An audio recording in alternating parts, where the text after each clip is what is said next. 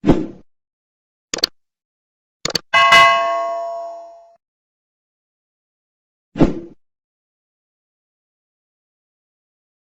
sang ayah, ia juga mendapati Sokyung yang sudah menunggunya di depan pintu untuk menjaganya.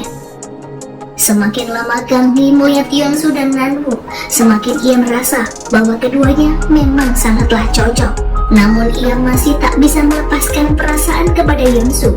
Jauh dalam hatinya, ia masih menyimpan tempat bagi pria itu sebagai cinta pertamanya. Sebelum pergi ke Seoul, desa Hana selalu menjadi kenangan yang buruk bagi Kang Hee. Ia sering menyaksikan peristiwa-peristiwa yang membuatnya muak dengan kehidupan yang ia jalani. Di saat-saat seperti itulah, Yeonsu selalu ada untuk menghiburnya. Mungkin tak ada orang lain di desa itu yang bisa benar-benar mengerti dirinya selain Yeonsu. Dan meskipun sudah 10 tahun berlalu, namun sampai saat ini, perlakuan orang-orang desa terhadapnya tetaplah sama. Saat kami kembali ke motel pun, sudah banyak warga yang jelas-jelas tak senang dengan kedatangannya. Namun Kang Hee sudah terbiasa dan berusaha untuk mengabaikan mereka. Ia langsung menuju ke atap motel tempat pesta penyambutan dirinya akan diadakan. Di sanalah semua anggota geng masa kecilnya sudah menunggu. Meskipun sudah lama berpisah, hubungan mereka tetap hangat dan tidak berubah. Melihat wajah-wajah lama itu membuat Kang Hee teringat kembali kenangan masa kecilnya. Mereka adalah orang-orang yang selalu ada untuknya. Bahkan ketika warga desa memperlakukannya dengan sangat buruk, teman-temannya adalah penyemangat kehidupannya selama ini. Saat mendengar apa yang dicapai temannya selama ia pergi, Kang Hee pun merasa iri. Mereka bisa bertahan di kota Hana, sementara dirinya memilih kabur ke kota Seoul. Namun menurut Sokyung, apa yang dilakukan Kang Hee bukanlah kabur. Ia hanya ingin mencari tantangan baru dan hal itu pun patut untuk dibanggakan. Keesokan harinya, Nanwoo mendapat panggilan untuk memeriksa sapi yang sakit. Karena Yeonsu sedang tak ada, ia pun terpaksa menanganinya seorang diri. Namun karena gadis itu belum bisa mengemudi, Kang Hee pun menawarkan bantuan. Sebagai junior yang belum berpengalaman, Nanwoo masih kerap merasa gugup. Namun ia tetap berusaha keras dan akhirnya berhasil melakukan operasi dengan baik. Yeonsu pun merasa bangga ketika mengetahui jika juniornya berhasil mengatasi ketakutannya. Melihat bagaimana kedekatan keduanya, Kang Hee mulai merasa bahwa mungkin inilah saatnya untuk benar-benar melepaskan cinta pertamanya itu. Di lain sisi, progres pembangunan proyek harus terganggu karena festival Hanwoo yang akan digelar, yang membuat truk beton tak bisa masuk ke area proyek. Melihat Kang Hee yang sedang kesulitan, teman-temannya pun berniat membantu. Mereka mencari cara agar festival tersebut bisa dipindahkan ke tempat lain. Meskipun tidak mudah, namun akhirnya mereka berhasil meyakinkan warga untuk memindahkan acara itu. Mengetahui bagaimana usaha teman-temannya untuk membantu dirinya, Kang Hee pun merasa sangat bersalah karena ia baru menyadari bahwa di sekelilingnya masih banyak orang yang peduli padanya. Festival Hanwoo pun digelar dengan meriah dan tanpa hambatan. Semua orang terlihat menikmatinya. Kang Hee merasa senang melihat kedekatan antara Yeonsu dan Nanwoo, meskipun di dalam hati ada perasaan yang masih mengganjal. Namun ia juga tak ingin menghalangi hubungan mereka, sehingga meminta Sokyung berpura-pura menjadi pacarnya setidaknya sampai proyek selesai. Akan tetapi, Yeonsu merasa ada kesalahpahaman di antara mereka. Ia ingin menjelaskan bahwa dirinya dan Nanwoo tidak memiliki hubungan apa-apa. Namun Kang Hee memilih untuk membiarkan semuanya seperti itu. Mungkin lebih baik jika mulai saat ini mereka menjalani kehidupan masing-masing dan setidaknya ia tak perlu mendengar gunjingan buruk dari banyak orang. Di tengah kemeriahan festival, tiba-tiba terjadi keributan besar. Sujin rupanya memergoki suaminya yang sedang bermesraan dengan wanita lain. Pemandangan itu membuatnya sangat marah hingga terjadi perkelahian yang besar. Beruntungnya Chun Pil datang tepat waktu untuk melerai mereka. Melihat kejadian itu, Kang Hee teringat akan trauma masa lalu ketika ibunya keguguran dan ayahnya tak ada di sana. Kejadian itulah yang membuatnya begitu kecewa dengan sang ayah hingga hubungan mereka memburuk seperti sekarang. kesedihannya, Kang Hee memilih kembali ke motel. Namun tiba-tiba dirinya disuguhi es krim. Ternyata es krim itu adalah hadiah dari Yonsu yang sudah disiapkan sebelumnya. Kang Hee merasa bingung mengapa Yonsu terus peduli padanya, padahal ia sudah memutuskan untuk mengakhiri hubungan. Yonsu menjelaskan bahwa segala kebaikannya itu adalah satu-satunya hal yang bisa dilakukannya untuk meringankan kesedihannya. Yonsu paham jika Kang Hee sudah membuang dirinya, sehingga Yonsu tak akan berharap lagi pada gadis itu. Ia hanya meminta sedikit waktu, setidaknya sampai ia bisa benar-benar melupakan cinta pertamanya itu untuk selamanya. Kang Hee sebenarnya masih menyimpan perasaan untuk Yonsu. Ia ingin Yonsu mau menunggunya setidaknya sampai ia memiliki karir yang mapan di kota Seoul.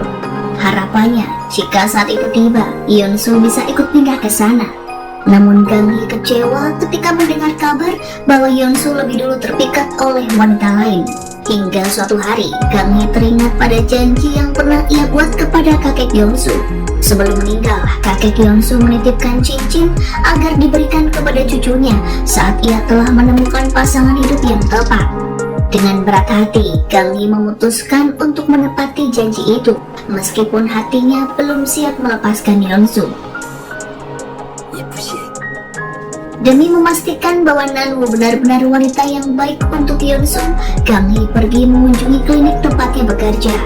Ia ingin tahu lebih banyak tentang latar belakang wanita itu. Apakah Nanwoo berasal dari keluarga yang bahagia dan tumbuh dengan penuh kasih sayang? Kang Hee ingin memastikan bahwa Nanwoo tak berasal dari keluarga problematik seperti dirinya. Setelah mengetahui seluk-beluk wanita itu, ia mengajak Yonsu berziarah ke makam kakeknya. Di sana, dengan penuh keyakinan, Kang Hee menyerahkan cincin titipan kakeknya dan percaya bahwa Nanwoo mungkin adalah orang yang tepat untuk Yonsu. Meskipun pahit, Kang Hee tetap berusaha merelakan Yonsu untuk mendapatkan kebahagiaannya. Ia merasa bahwa Nanwoo bisa memberikan kebahagiaan yang lebih besar daripada dirinya. Namun Yonsu tak setuju dengan Kang Hee. Ia mengungkapkan bahwa dirinya dan Nanwoo tidaklah berpacaran.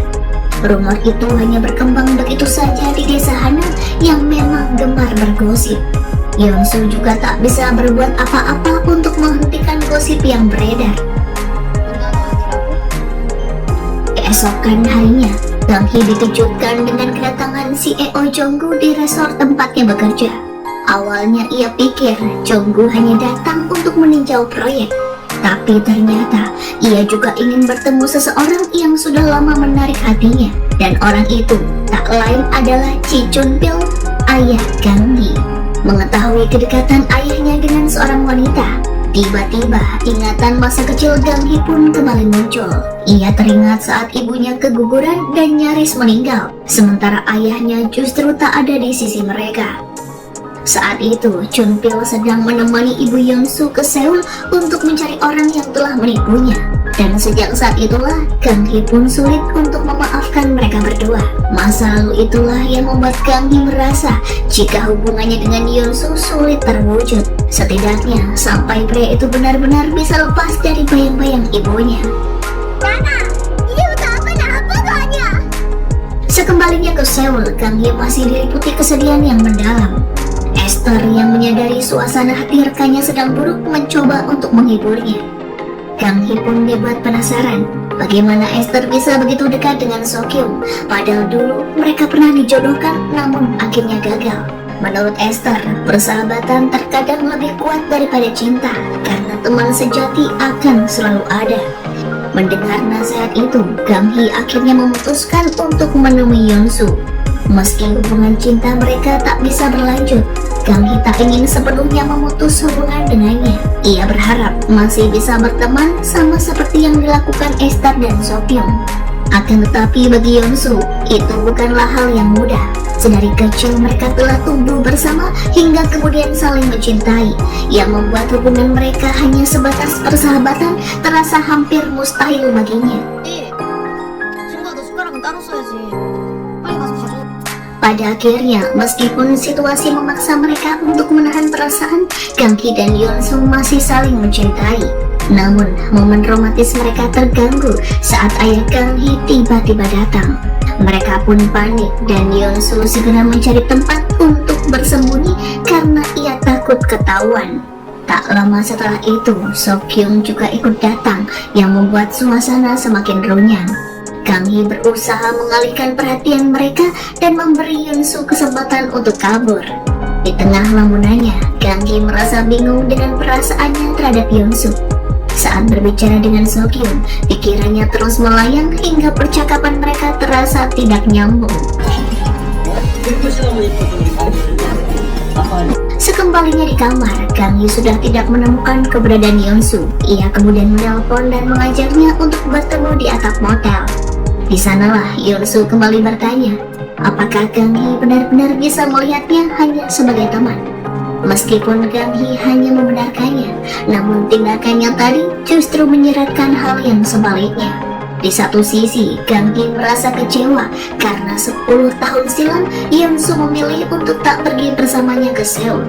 Namun di sisi lain, selama 10 tahun ini Yeonsu juga berusaha mencari keberadaannya. Sayangnya, setiap kali Yeonsu mencoba mendekat, Kang Hee justru menjauhkan diri seolah tak menghargai usahanya. Pada akhirnya, Kang Hee memutuskan bahwa hubungan mereka harus berakhir sampai di sini. Dan sepertinya Yeonsu juga sudah merasa lelah dengan sikap Kang Hee dan memilih untuk pergi agar tak merasakan sakit lebih lama. Setelah kejadian semalam, Yeonsu masih marah kepada Kang Hee. Ia berusaha mengabaikan kehadirannya meskipun gadis itu ada di depan matanya.